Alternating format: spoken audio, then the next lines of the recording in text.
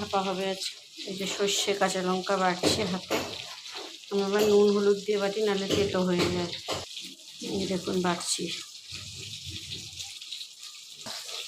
হলুদ নুন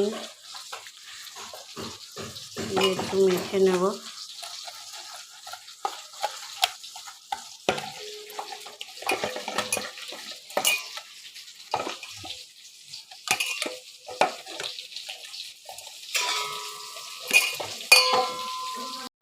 এবার মাছগুলো সব আমি কড়াইতে দিয়ে দেব।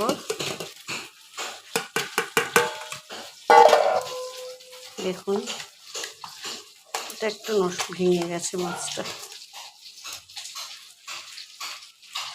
এবার এই সর্ষে লঙ্কাটা ভালো করে মেখে নেব।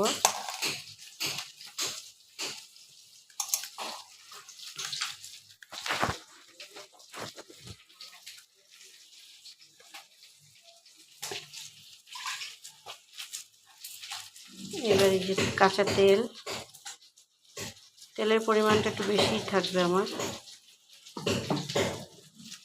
তেলটা দেখুন কতটা দিয়েছি। আবার একটু নুন দিয়ে দেব।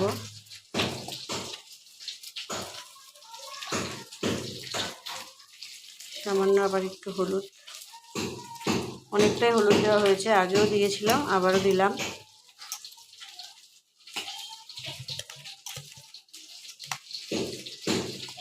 দুটো জিনিস অ্যাড করবো, এই হলো কাঁচা লঙ্কা